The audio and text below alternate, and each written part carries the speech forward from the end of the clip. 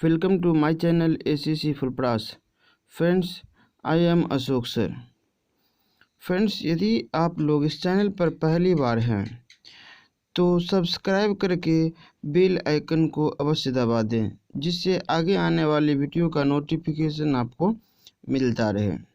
Friends, आज हम लोग 12वीं क्लास के 100 मार्क्स के हिंदी के गद्य भाग का दूसरा चैप्टर उसने कहा था कि लेखक परिचय और पाठ का सारांश पढ़ेंगे। फ्रेंड्स, आज हम लोग गद्य खंड का दूसरा चैप्टर उसने कहा था, यह एक कहानी है जिसके लेखक हैं चंद्रधर शर्मा गुलेरी जी। चंद्रधर शर्मा गुलेरी जी इनके लेखक हैं। तो चलिए हम लोग पढ़ते हैं चंद्रधर शर्मा गुलेरी जी का परिचय।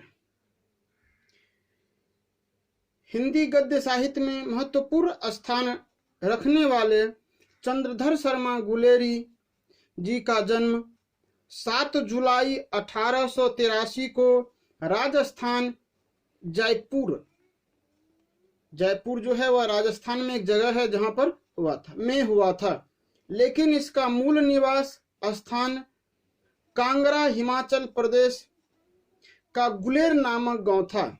इसके पिता का नाम पंडित शिवराम था।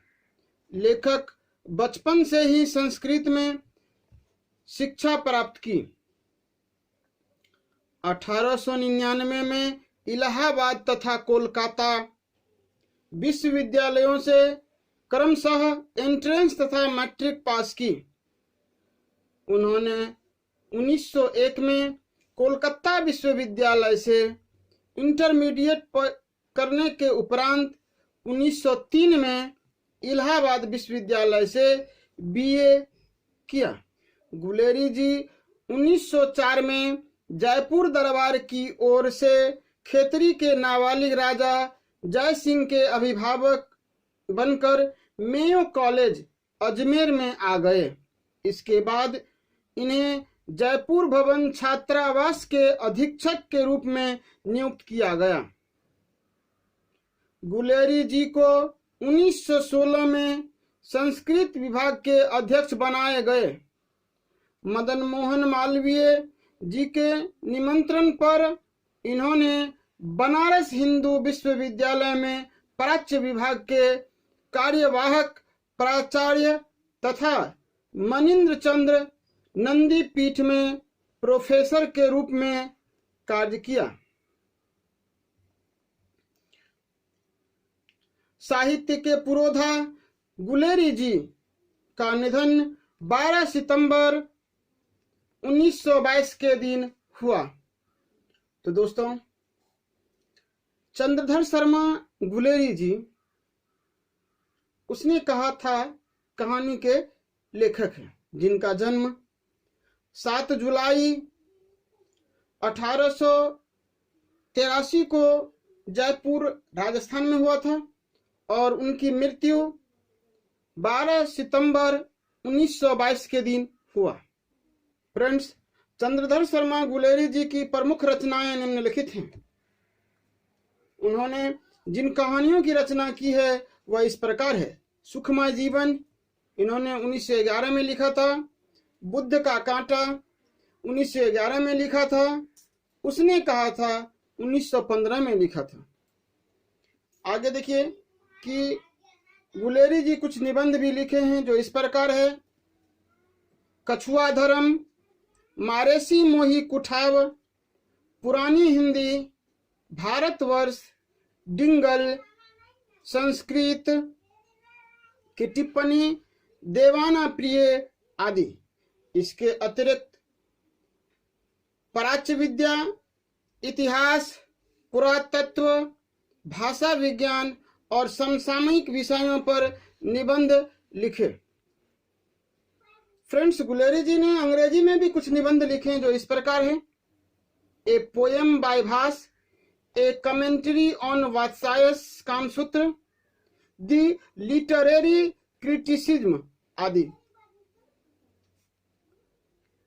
कुछ टिप्पणियां भी उन्होंने की है। अनुवादों की बाढ़, खोज की खाज, क्रियाहीन हिंदी, वैदिक भाषा में प्राकृतपनन आदि। गुलेरी जी ने कुछ चीजों का संपादन भी किया है जो इस प्रकार है। समालोचक, काशी नागरी प्रचारिणी पत्रिका। इसके अतिरिक्त उन्होंने देश प्रेम को लेकर कुछ महत्वपूर्ण कविताएं भी लिखी। तो फ्रेंड्स, कुछ पत्रिकाओं का संपादन जो किया था वह था समालोचक, काशी नागरी प्रचारिणी पत्रिका। तो इस प्रकार गुलेरी जी की कुछ रचनाएं भी थी। फ्रेंड्स, चंद्रधर शर्मा गुलेरी जी द्वारा लिखित उसने कहा था कहानी का सारांश इस प्रकार है। उसने कहा था कहानी का प्रारंभ अमृतसर नगर के चौक बाजार में एक 8 वर्षीय सिख बालिका तथा एक 12 वर्षीय सिख बालक के बीच छोटे से वार्तालाप से होता है। मतलब क्या था कि एक सिख लड़की थी जो 8 वर्ष की थी और एक सिख लड़का था जो 12 वर्ष का था। उसके बीच जो वार्तालाप हुआ वह इस प्रकार था। दोनों ही बालक बालिका अपने अपने मामा के यहाँ आए हुए हैं। बालक और बालिका दोनों सामान खरीदने बाजार आए थे कि बालक मुस्कुराकर, मतलब लड़का मुस्कुराकर बालिका से पूछता है, क्या तेरी कुरमाई हो गई? कुरमाई का मतलब सगाई होता है। इस पर बालिका कुछ आंखें चढ़ाकर धत्त कहकर दौड़ गई और लड़का मुंह देखता रह गया। ये दोनों बालक बालिका दूसरे तीसरे दिन एक दूसरे से कभी किसी दुकान पर कभी कहीं टकरा जाते और वही प्रश्न और वही उत्तर मिलता। एक दिन ऐसा हुआ कि बालक ने वही प्रश्न पूछा और बालिका ने उसका उत्तर लड़के की संभावना के विरुद्ध दिया और बोली, हाँ हो गई। इस अप्रत्याशित उत्तर को सुनकर लड़का चौंक पड़ता है और पूछता है, कब? जिसके प्रत्युत्तर में लड़की कहती है, कल। देखते नहीं, यह रेशम के कढ़ा हुआ सालू। और यह कहकर वह भाग गई, परंतु लड़के के ऊपर मानो वज्रपात हो गया और वह किसी को नाली में धकेलता, किसी कुत्ते को पत्थर मारता आदि। कहानी का पहला भाग यही नाटकीय ढंग से समाप्त होता है। इस बालक का नाम था लहना सिंह और यही बालिका बाद में सूबेदारनी के रूप में सामने आती है। इस घटना के 25 वर्ष बाद कहानी का दूसरा भाग शुरू होता है। लहना सिंह युवा हो गया और जर्मनी के विरुद्ध लड़ाई में लड़ने वाले सैनिकों में भर्ती हो गया और अब वह नंबर 77 राइफल में जमादार है। लहना सिंह एक बार 7 दिन की छुट्टी पर अपने गांव जमीन की किसी मुकदमे की पैरवी करने आया था। वहीं उसे अपने रेजिमेंट के अफसर की चिट्ठी मिलती है कि फौज को युद्ध पर जाना है, जल्दी चले आओ। इसी के साथ सेना के सूबेदार हजारा सिंह को भी चिट्ठी मिलती है कि उसे और उसके बेटे बोधा सिंह को युद्ध पर जाना है, अतः साथ ही चलेंगे।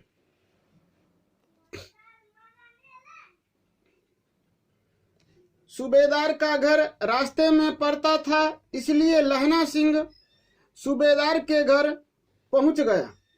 जब तीनों चलने लगे तब अचानक जमादार लहना सिंह को आश्चर्य होता है कि सेना के क्वार्टर में तो वह कभी रहा नहीं, पर जब अंदर मिलने जानता है तब सूबेदारनी उसे कुरमाई हो गई वाला वाक्य दोहराकर 25 वर्ष पहले की घटना का स्मरण कराती और कहती है कि जिस तरह उसने घोड़े की लातों से उसकी रक्षा की थी, उसी प्रकार उसके पति और एकमात्र पुत्र की भी वह रक्षा करे। सूबेदारनी उसके सामने आंचल फैलाकर भिक्षा मांगती है। यह बात लहना सिंह के मर्म को छू जाती है। क्या होती है कि जब सूबेदारनी लहना सिंह के सामने आंचल फैलाकर बोलती है कि मेरे पति और पुत्र की जिस प्रकार तुमने मेरी रक्षा की थी उसी प्रकार करना। युद्ध भूमि पर उसने सूबेदारनी के बेटे बोधा सिंह को अपने प्राणों की चिंता न करके जान बचाई, पर इस कोशिश में वह स्वयं घायल हो गए। फिर भी जर्मन सैनिकों का मुकाबला करता रहा। शत्रु पक्ष की पराजय के बाद उसने सूबेदारनी के पति सूबेदार हजारा सिंह और पुत्र बोधा सिंह को गाड़ी में सकुशल बैठा दिया और चलते हुए कहा, जब घर जाओ तो सूबेदारनी होरा को कह देना कि मुझसे जो उसने कहा था वह मैंने कर दिया। मतलब क्या था यहाँ पर कि जैसे ही युद्ध समाप्त हुई, लहना सिंह खुद घायल हुए थे,